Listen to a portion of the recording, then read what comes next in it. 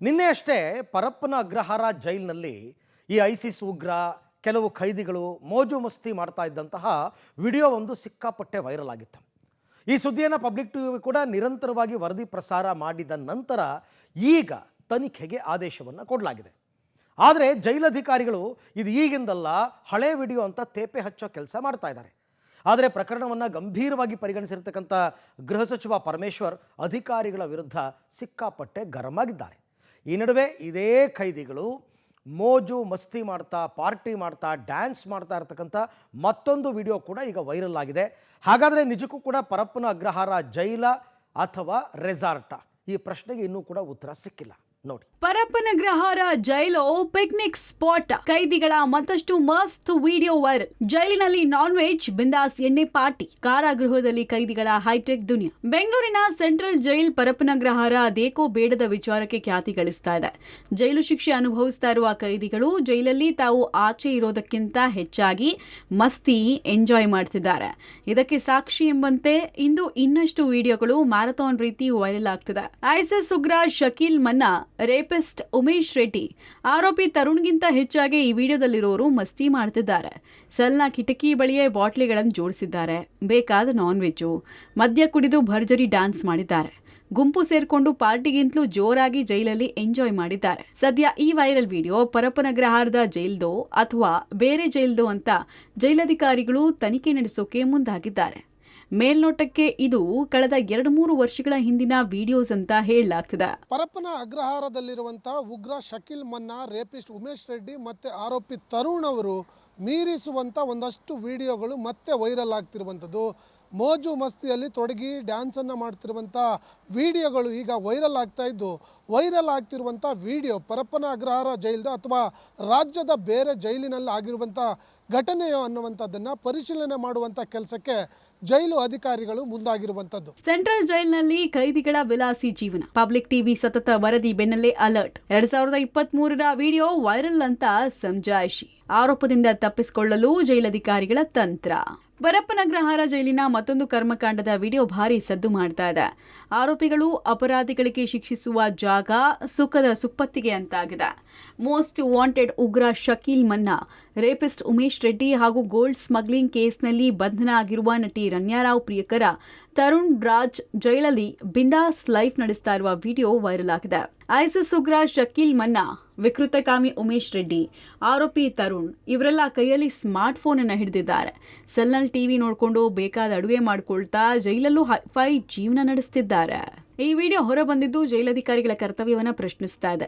Public TV ಸತತ ವರದಿ ಬೆನ್ನಲ್ಲೇ ಎಚ್ಚೆತ್ತ ಅಧಿಕಾರಿಗಳು ವಿಡಿಯೋ ಬಗ್ಗೆ ತನಿಖೆ ಮಾಡಿದ್ದಾರೆ. ಅಂದಹಾಗೆ ಈ ವಿಡಿಯೋ 2023ರ ವಿಡಿಯೋ ಅಂತ ಜೈಲಧಿಕಾರಿಗಳು ಸಮಜಾಯಿಷಿ ಕೊಟ್ಟಿದ್ದಾರೆ. ಪರಪ್ಪನ ಅಗ್ರಹಾರ ಜೈಲಲ್ಲಿ ರಾಜಾತಿಥ್ಯ ಪ್ರಕರಣ ಸಂಬಂಧ ಕಾರಾಗೃಹ ಇಲಾಖೆ ಸ್ಪಷ್ಟನೆಯೊಂದನ್ನು ನೀಡಿದೆ. ಪ್ರಾಥಮಿಕ ತನಿಖೆಯಲ್ಲಿ ಈ ವಿಡಿಯೋ 2023ರಲ್ಲಿ ತೆಗೆದಿರೋದು ಅಂತ ಸಮರ್ಥನೆ ಮಾಡಿಕೊಂಡಿದೆ. ಆದರೆ 2025ರಲ್ಲಿ ಗೋಲ್ಡ್ ಸ್ಮಗ್ಲಿಂಗ್ ಆರೋಪಿಯ ಬಂಧನ ಆಗಿದ್ದು, ಇದೇ ವರ್ಷ ಏಪ್ರಿಲ್ನಲ್ಲಿ ತರುಣನ್ನ ಜೈಲಿಗಟ್ಟಲಾಗಿತ್ತು. ಪ್ರಕರಣದಿಂದ ತಪ್ಪಿಸಿಕೊಳ್ಳೋ ಭರದಲ್ಲಿ ಕಾರಾಗೃಹ ಇಲಾಖೆ ಸುಳ್ಳು ಹೇಳ್ತಾ ಅಂತ ಅನುಮಾನ ಶುರುವಾಗಿದೆ. ಬೆಂಗಳೂರಿನ ಪರಪ್ಪನ ಅಗ್ರಹಾರ ಜೈಲಿನಲ್ಲಿ 2ನೇ ಬಾರಿಗೆ ರಾಜಾತಿಥ್ಯ ನೀಡ್ತಾ ಇರುವಂಥ ವಿಡಿಯೋಗಳು ವೈರಲ್ ಆಗ್ತಾ ಇದ್ದಾವೆ. ಜೈಲಿನ ಅಧಿಕಾರಿಗಳು ಹೇಳೋ ಪ್ರಕಾರ ಇದು 2023ರ ವಿಡಿಯೋಗಳು ಈಗ ವೈರಲ್ ಮಾಡ್ತಾ ಇದ್ದಾರೆ ಅನ್ನೋ ಮಾಹಿತಿಯನ್ನು ನೀಡಿರುವಂಥದ್ದು. ಆದರೆ ಆ ವಿಡಿಯೋದಲ್ಲಿರುವಂಥ ತರುಣ್ ರಾಜ್ ಅನ್ನೋ ಆರೋಪಿ ಏನಿದ್ದಾನೆ, ಆತ ಇದೇ ವರ್ಷದ ಏಪ್ರಿಲ್ನಲ್ಲಿ ಗೋಲ್ಡ್ ಸ್ಮಗ್ಲಿಂಗ್ ಕೇಸ್ನಲ್ಲಿ ಜೈಲಿಗೆ ಹೋಗಿರುವಂಥದ್ದು. ಹಾಗಾಗಿ ಈ ವಿಡಿಯೋಗಳು ಇತ್ತೀಚೆಗೆ ಶೂಟ್ ಆಗಿರುವಂಥ ವಿಡಿಯೋಗಳು ಅನ್ನೋದು ಸದ್ಯಕ್ಕೆ ಪ್ರಾಥಮಿಕ ಮಾಹಿತಿಯಲ್ಲಿ ಗೊತ್ತಾಗಿದೆ. ಆಗ ಅಧಿಕಾರಿಗಳು ಏನು ಬೀಸೋದೊಣ್ಣೆಯಿಂದ ತಪ್ಪಿಸಿಕೊಳ್ಳೋದಕ್ಕೆ ಈ ರೀತಿಯ ಸುಳ್ಳು ಹೇಳಿದ್ರ ಅನ್ನೋ ಅನುಮಾನ ಕೂಡ ಈಗ. ಪರಪ್ಪನ ಪರಪಂಚದಲ್ಲಿ ಖೈದಿಗಳ ಮೋಜು ಮಸ್ತಿ. ಪಬ್ಲಿಕ್ ವರದಿ ಬೆನ್ನಲ್ಲೇ ಸರ್ಚಿಂಗ್ ಶುರು. ಜೈಲಧಿಕಾರಿಗಳ ಭೇಟಿ ವಿಚಾರ ಲೀಕ್. ಸೆಲ್ನಲ್ಲಿ ಸಿಗಲೇ ಇಲ್ಲ ಯಾವುದೇ ಸಾಕ್ಷ್ಯ. ಪರಪ್ಪನ ಅಗ್ರಹಾರ ಜೈಲಲ್ಲಿ ಖೈದಿಗಳಿಗೆ ರಾಜಾತಿಥ್ಯದ ಬಗ್ಗೆ ಸತತವಾಗಿ ಪಬ್ಲಿಕ್ ಟಿವಿ ವರದಿಯಲ್ಲಿ ಪ್ರಸಾರ ಆದ ಬೆನ್ನಲ್ಲೇ ನಿನ್ನೆ ಸಂಜೆಯೇ ಜೈಲಿಗೆ ಭೇಟಿ ಕೊಟ್ಟ ಜೈಲಧಿಕಾರಿಗಳು ಪರಿಶೀಲನೆ ನಡೆಸಿದ್ರು. ಆದರೆ ಜೈಲಧಿಕಾರಿಗಳು ಜೈಲಿಗೆ ಭೇಟಿ ನೀಡೋ ವಿಚಾರವನ್ನ ಕೆಲ ಸಿಬ್ಬಂದಿಯೇ ಲೀಕ್ ಮಾಡಿದ್ದಾರೆ ಎನ್ನಲಾಗಿದೆ. ಹೀಗಾಗಿ 100 ಸಿಬ್ಬಂದಿಯಿಂದ ಜೈಲಿನ ಎಲ್ಲಾ ಬ್ಯಾರಕ್ನಲ್ಲಿ ತಲಾಶ್ ಮಾಡಿದ್ರು ಯಾವುದೇ ಮಾಹಿತಿ ಸಿಕ್ಕಿಲ್ಲ. ಮೊಬೈಲ್ ಬಳಕೆ ಮಾಡ್ತಿದ್ದಾರೆ ಅನ್ನಲು ಯಾವುದೇ ಸಾಕ್ಷ್ಯವೂ ಸಿಕ್ಕಿಲ್ಲ. ಮತ್ತೊಂದು ಕಡೆ ವಿಡಿಯೋಗಳ ವೈರಲ್ ವಿಚಾರ ಹಾಗೂ ಮೊಬೈಲ್ ಬಳಕೆಯನ್ನ ಗಂಭೀರವಾಗಿ ಪರಿಗಣಿಸಿದ್ದು, ಜೈಲಧಿಕಾರಿಗಳ ಭೇಟಿ ವೇಳೆ ಬ್ಯಾರಕ್ಗಳ ಬಳಿ ಭದ್ರತೆಗಿದ್ದ ಸಿಬ್ಬಂದಿ ಹಾಗೂ ಜೈಲರ್ ಪಟ್ಟಿ ಕೊಡೋಕೆ ಸೂಚನೆ ಕೊಡಲಾಗಿದೆ. ಜೈಲಿನ ಕೆಲ ಸಿಬ್ಬಂದಿಯಿಂದಲೇ ಪಿತೂರಿ ನಡೆದಿರುವ ಶಂಕೆ ವ್ಯಕ್ತ ಆಗಿದ್ದು, ಕೆಲ ಜೈಲಿನ ಸಿಬ್ಬಂದಿಯ ಗುಂಪಿನಿಂದ ವಿಡಿಯೋಗಳು ವೈರಲ್ ಆಗ್ತಿರಬಹುದು ಎನ್ನಲಾಗಿದೆ. ಹೀಗಾಗಿ ಈ ಬಗ್ಗೆ ಡಿಐಜಿ ಆನಂದ್ ರೆಡ್ಡಿ ಮತ್ತು ಜೈಲಧಿಕಾರಿಗಳಿಗೆ ಆಂತರಿಕ ತನಿಖೆ ನಡೆಸಿ ಮಾಹಿತಿ ನೀಡುವಂತೆ ಎಡಿಜಿಪಿ ದಯಾನಂದ್ ಸೂಚಿಸಿದ್ದಾರೆ. ಪರಪ್ಪನ ಅಗ್ರಹಾರ ಜೈಲಿನ ಕರ್ಮಕಾಂಡದ ವಿಡಿಯೋ ವೈರಲ್ ಆಗ್ತಿದ್ದಂತೆ ಹಿರಿಯ ಅಧಿಕಾರಿಗಳು ಆ ಸಂದರ್ಭದಲ್ಲಿ ಜೈಲಿನಲ್ಲಿದ್ದಂತಹ ಜೈಲರ್ಸ್ಗಳು ಮತ್ತು ಸಿಬ್ಬಂದಿಗಳ ಮಾಹಿತಿಯನ್ನು ಪಡೆದಿರುವಂಥದ್ದು. ಯಾಕಂದರೆ ಈಗಾಗಲೇ ಈ ಒಂದು ಪ್ರಕರಣದಲ್ಲಿ ಅಲ್ಲಿರುವಂಥ ಅಧಿಕಾರಿ ಸಿಬ್ಬಂದಿಗಳ ಕೈವಾಡ ಇರುವ ಬಗ್ಗೆ ಶಂಕೆ ವ್ಯಕ್ತಪಡಿಸಲಾಗಿದ್ದು, ಆ ಸಂಬಂಧಪಟ್ಟಂತೆ ತನಿಖೆ ನಡೆಸಲು ಅವರ ಮಾಹಿತಿಯನ್ನು ಪಡೆದುಕೊಂಡಿದ್ದಾರೆ ಅನ್ನುವಂಥ ಮಾಹಿತಿಗಳು ಈಗ ಗೊತ್ತಾಗ್ತಿರುವಂಥದ್ದು. ರಾಜಾತಿಥ್ಯ ಕೊಟ್ರೆ ಅದನ್ನ ಜೈಲು ಅನ್ನಕ್ಕಾಗತ್ತಾ? ಇದನ್ನ ಸಹಿಸಲಾಗಲ್ಲ. Stop this nonsense. ಜೈಲಾಧಿಕಾರಿಗಳ ವಿರುದ್ಧ ಪರಮೇಶ್ವರ್ ಗರಂ. ಉಗ್ರರಿಗೆ, ರೇಪಿಸ್ಟ್ಗಳಿಗೆ ಪರಪ್ಪನಗ್ರಹಾರ ಜೈಲಲ್ಲಿ ರಾಜಾತಿಥ್ಯ ವಿಡಿಯೋ ವೈರಲ್ ಸಂಬಂಧ ಜೈಲಧಿಕಾರಿಗಳ ವಿರುದ್ಧವೇ ಗೃಹ ಸಚಿವ ಪರಮೇಶ್ವರ್ ಗರಂ ಆಗಿದ್ದಾರೆ. ಹಿಂದೆಯೂ ವಿಡಿಯೋ ವೈರಲ್ ಆಗಿತ್ತು, ಕೆಲವರನ್ನ ಸಸ್ಪೆಂಡ್ ಮಾಡಿದ್ವಿ. ಇದೀಗ ಮತ್ತೆ ವಿಡಿಯೋ ವೈರಲ್ ಆಗ್ತಿದೆ. ಇದನ್ನ ಸಹಿಸಕ್ಕಾಗಲ್ಲ. ಈ ನಾನ್ಸೆನ್ಸ್ ಅನ್ನ ಈಗಲೇ ನಿಲ್ಲಿಸಬೇಕು. ಪ್ರಕರಣವನ್ನ ಗಂಭೀರವಾಗಿ ಪರಿಗಣಿಸಿದ್ದು ಅಧಿಕಾರಿಗಳ ಸಭೆ ಕರಿತೀವಿ. ಉಸ್ತುವಾರಿಗಳ ವಿರುದ್ಧ ಕಠಿಣ ಕ್ರಮ ಜರುಗಿಸಲಾಗುತ್ತೆ. ಎಡಿಜಿಪಿ ಅವರಿಗೆ ವರದಿ ಕೇಳಿದ್ದೀವಿ. ಅವರು ಕೊಟ್ಟ ವರದಿ ಸಮಾಧಾನವಾಗದೇ ಇದ್ರೆ ಉನ್ನತ ಮಟ್ಟದ ತನಿಖೆಗೆ ಸಮಿತಿಯನ್ನ ರಚಿಸ್ತೇವೆ ಅಂತ ಖಡಕ್ ಸೂಚನೆಯನ್ನ ಕೊಟ್ಟಿದ್ದಾರೆ. ಈಗ ನಾನು ನೆನ್ನೆದು ಕೂಡ ನಮ್ಮ ಯಾರು ಇನ್ಚಾರ್ಜ್ ಇದ್ದಾರೆ ದಯಾನಂದ್ ಅವರು, ಅಲ್ಲಿ ಎಡಿಜಿಪಿ ಅವರನ್ನು ನಾವು ಮುಖ್ಯಸ್ಥರನ್ನಾಗಿ ಮಾಡಿದ್ವಿ. ಅವರು ನೆನ್ನೆ ಏನೋ ರಜೆ ಇದ್ದಾರೆ ಅಂತ ಇದ್ದರು. ನಾನು ಮಾತಾಡಿದೆ ಅವರಿಗೆ, ಪದೇ ಪದೇ ಈ ರೀತಿ ಆಗ್ತಾ ಇದೆ. ಯಾರು ಇದಕ್ಕೆ ಹೊಣೆ ಆಗ್ತಾರೆ, ಯಾರು ಸೂಪರ್ಡೆಂಟ್ ಇದ್ದಾರೆ, ಯಾರು ಕೆಳಗಿನ ಲೆವೆಲಿನ ಅಧಿಕಾರಿಗಳಿದ್ದಾರೆ, ಅವ್ರ ಮೇಲೆ ಇಮಿಡಿಯೇಟಾಗಿ ಕ್ರಮ ತಗೊಳ್ಬೇಕು, ನನಗೆ ವರದಿಯನ್ನು ಕೊಡಬೇಕು ಅಂತ ನೆನ್ನೆ ಕೇಳಿದ್ದೇನೆ. ಎನ್ಕ್ವೈರಿಗೆ ಈಗಾಗಲೇ ನನಗೆ ವರದಿ ಕೊಡಿ ಅಂತ ಹೇಳಿದ್ದೇನೆ. ಒಂದು ವೇಳೆ ನಮಗೆ ಆ ವರದಿಯಲ್ಲಿ ಸಮಾಧಾನ ಆಗಲಿಲ್ಲ ಅಂತಂದರೆ ನಾನು ಬೇರೆ ಒಂದು ಸಮಿತಿಯನ್ನು ಸೆಟಪ್ ಮಾಡ್ತೀನಿ. ಒಂದು ಸಮಿತಿ, ಬೇರೆ ಬೇರೆ ಅಧಿಕಾರಿಗಳನ್ನ ಮಾಡಿ ಒಂದು ಸಮಿತಿಯನ್ನು ಸೆಟಪ್ ಮಾಡಿ ಇದಕ್ಕೆ ಇಮಿಡಿಯೇಟಾಗಿ ಕರೆಕ್ಟಿವ್ ಮೆಷರ್ಸನ್ನು ತಗೊಳ್ತೀವಿ.